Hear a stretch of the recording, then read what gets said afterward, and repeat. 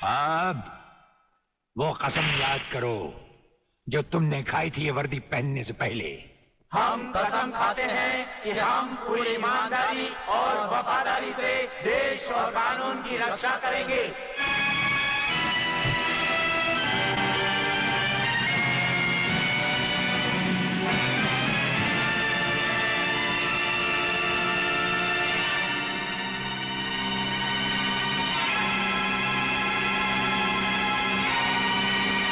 हम तुम्हें सिर्फ ये बताने आए हैं कि अगर तुमने तिरंगे के खिलाफ कोई भी कदम उठाया तो हम तुम्हें वो मौत देंगे जो ना तो किसी कानून की किताब में लिखी होगी और ना ही कभी किसी मुजरिम ने सोची होगी।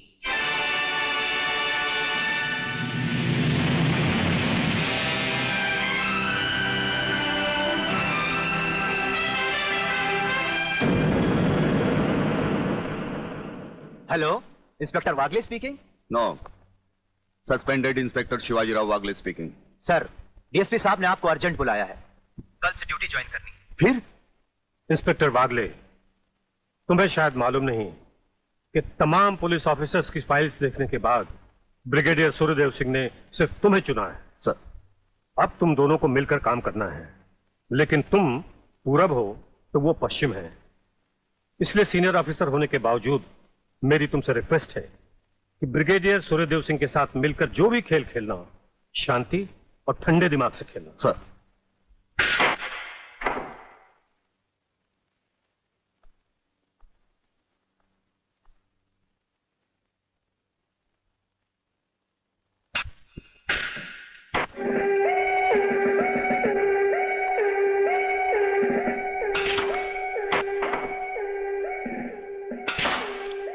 बड़े प्यार से खेलते हैं आप। असली खिलाड़ी मरने वाले दुश्मन को पता भी नहीं चलने देते कि कब होगी उसकी मौत। तो फिर प्रलयनाथ को छोड़ क्यों दिया?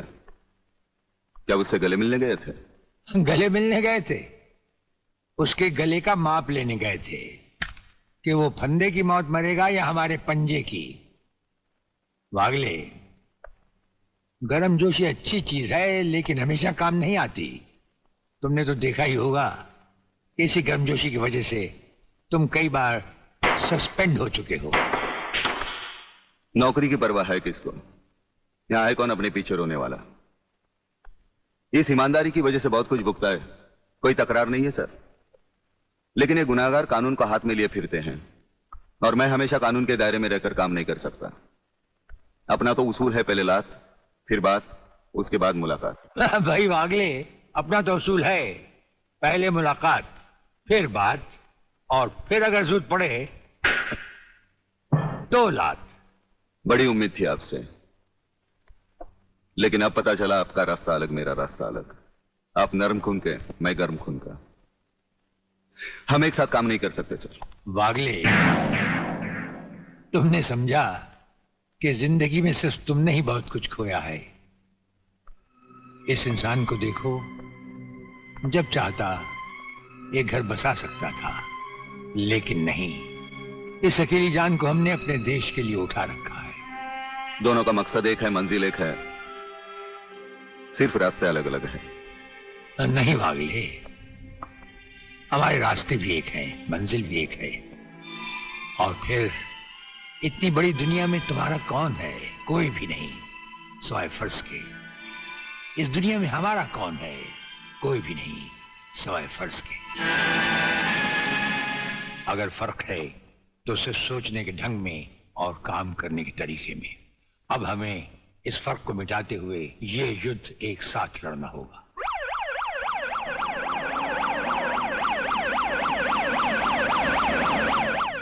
मुझे अपनी जान की तो परवाह नहीं है, लेकिन आप इस तरह खुलेआम गाड़ी में घूम रहे हैं, यह खतरा मैं उठा नहीं सकता। जिस गाड़ी में तुम बैठे हो ये मामूली गाड़ी नहीं।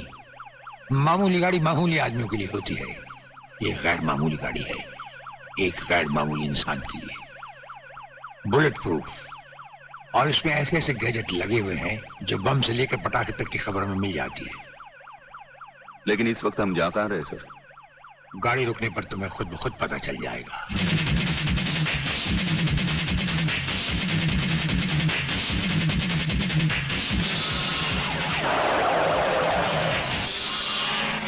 वागले, यहां हमारा घर है।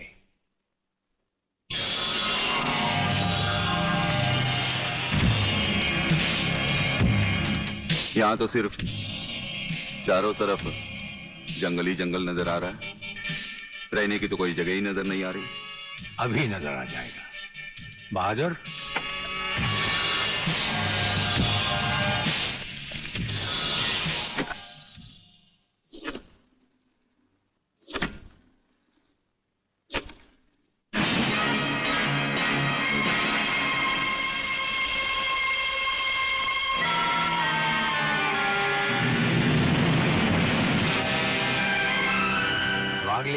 ये ऐसा बंकर है जिसका अता पता सिर्फ हमें या एक हमारे खास आदमी खबरीलाल को है, और आज से तुम्हें होगा।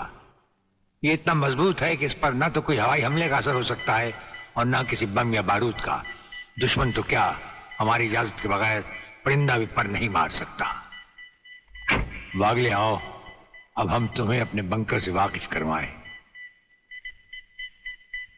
ये रहा हमारा ट्रांसमीटर सेक्शन। यहां से हम हिंदुस्तान के किसी भी मिनिस्टर से जब जी चाहे हॉटलाइन पर बात कर सकते हैं, लेकिन आसमान वाले ने चाहा तो इसकी जरूरत कभी नहीं पड़ेगी। हम अकेले ही तुम्हारे साथ वागले सब कुछ संभाल लेंगे। और वो देखो, वो एक कमरा जिसमें सब हथियार रखे हुए हैं, और उस कोने में रहा हमारा अस्पताल। यहां हर लाए दुश्मन का सीटी स्कैन करके उसकी अंदरूनी बीमारियों को बाहर निकाला जाता है। मुझे छोड़ दीजिए ब्रिगेडियर साहब, मैं सच कहता हूं, मैं प्रलयनाथ के बारे में कुछ नहीं जानता। मुझे छोड़ दीजिए ब्रिगेडियर साहब। और छोड़ तो तुम्हें जरूर देंगे, लेकिन तुम मोटे बहुत हो, थोड़ी चर्बी कम होने के बाद। यह अस्पताल मेरे हवाले कर दीजिए सर। चर्बी कम करने के बहुत से तरीके मुझे मालूम है। हाँ, गुड वागले।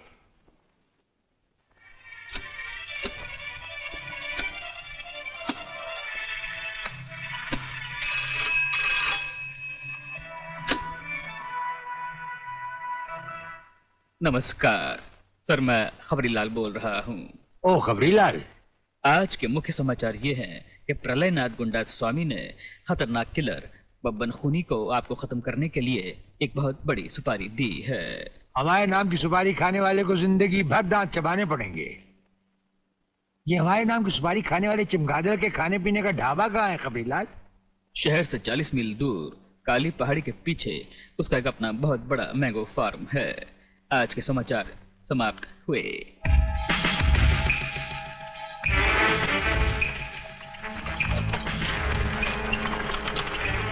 शोबे गंगवा, ये माल जो तू आसाम और यूपी भेज रहा है तगड़ा है ना? तगड़ा क्या सरकार, ये नंबर 1 फसल है, नंबर 1। अरे 25 मीटर दूरी पर जाती हुई गाड़ी को ये ऐसे उड़ाता है।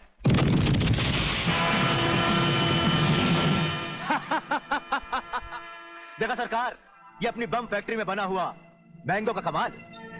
यूपी और असम में आतंक फैलाने के लिए ये माल तो ठीक है, पर मुझे वो माल बता जो ब्रिगेडियर सूर्यदेव सिंह को उसकी गाड़ी के साथ जलाकर उसे राख कर दे। वो भी तैयार है सरकार। ये देखिए छोटा सा हापुस जो 50 मीटर की दूरी पर जमीन पर गिरते ही ऐसा फटता है कि मरने वाले की हड्डियों का सुरमा बन जाता है। ये देखिए।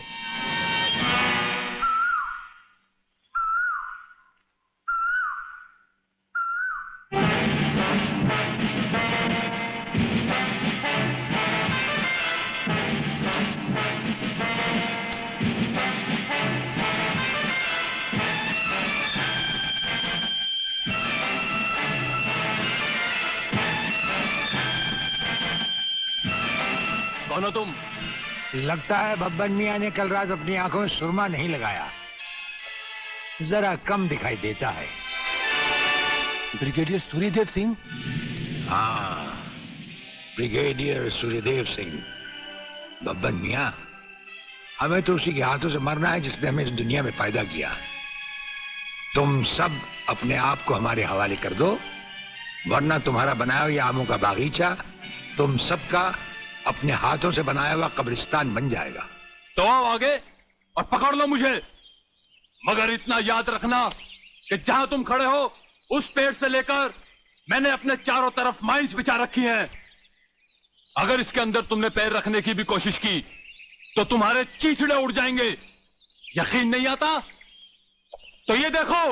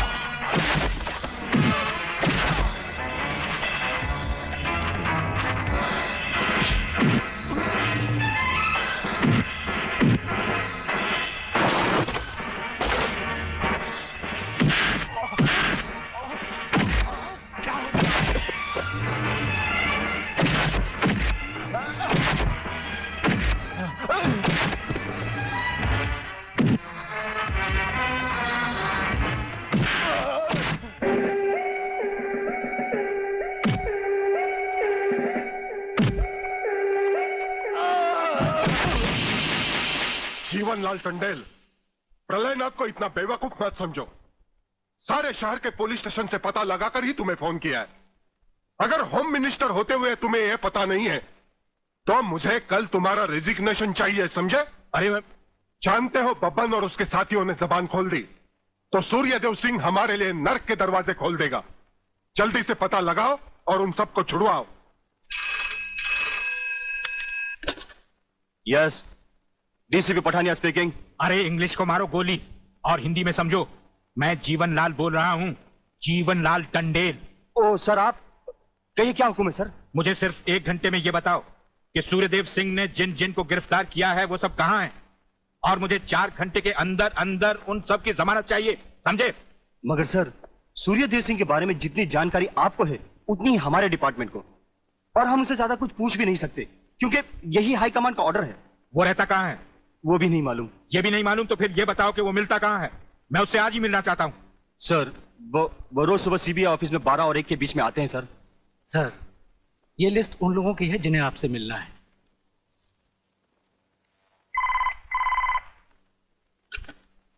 सर, मंत्री जी आपसे मिलना चाहते हैं। टंडेल का नाम है क्या इसमें? जी नहीं सर।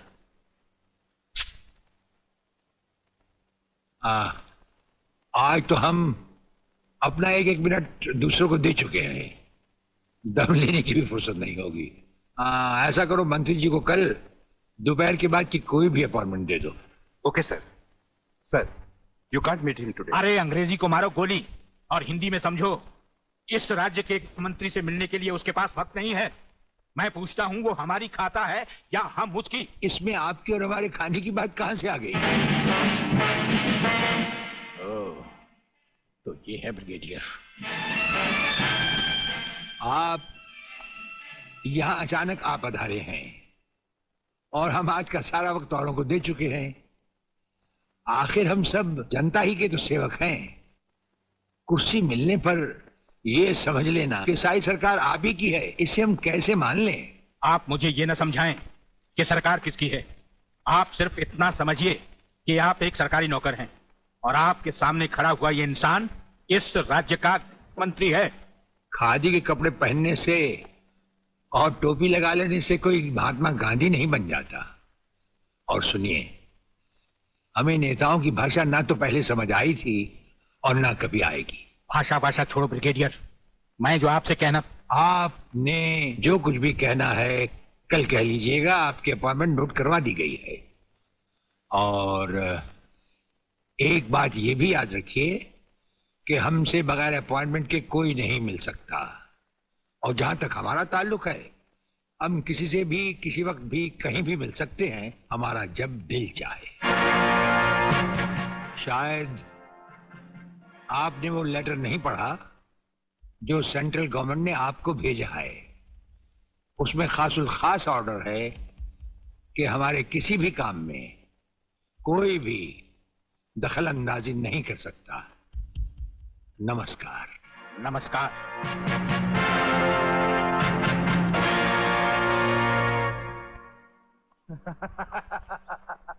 रियली? ओए, हाँ, गुड मॉर्निंग अंकल। अरे अंग्रेजी को मारो गोली और हिंदी में बात समझो, हिंदी में। तुम ये बताओ तुम्हारे पिता कहाँ हैं? पिताजी, अंकल तो ऊपर बैठे हुए हैं, आप ही का इंतजार कर रहे हैं। राधा, तुम्हारे पिताजी बड़े उखड़े हुए लगते हैं। लगता है there is something wrong in the ministry। अरे रॉन्ग हो या राइट, यही समझना होता तो मैं भी तुम्हारी तरह खादी के कपड़े पहन लेता। अरे सरकारी लेटर से मुझे क्या लेना देना? देखो, तुम अभी से इतने ढीले पड़ जाओगे तो पूरी सरकार को भारतवर्ष से कैसे खत्म करोगे? वो सिर्फ एक मिलिट्री ऑफिसर है और हमें पूरी मिलिट्री फोर्स के साथ लड़ना है। भूल जाओ सारी बातें और फाड़ दो वो लेटर। देखो, उसका ट्रांसफर ना हो तो ना सही, उसकी बातें हमें पता न चले तो न सही, लेकिन उसकी मौत का बंदोबस्त तो मैं कर सकता हूं। प्रलयनाथ, वो मर गया तो ये नेता भी कुर्सी समेत जल गया, समझो। वो मरेगा भी और तुम कुर्सी के साथ जियोगे भी। आप किसकी बारी है जनरल साहब? ब्रिगेडियर सूर्यदेव सिंह की। मारे जाने वाले पुलिस के उन शहीदों की याद में ये ज्योत बनाई गई है जिन्होंने कानून की रक्षा करते हुए अपने प्राणों की आहुति दी। आज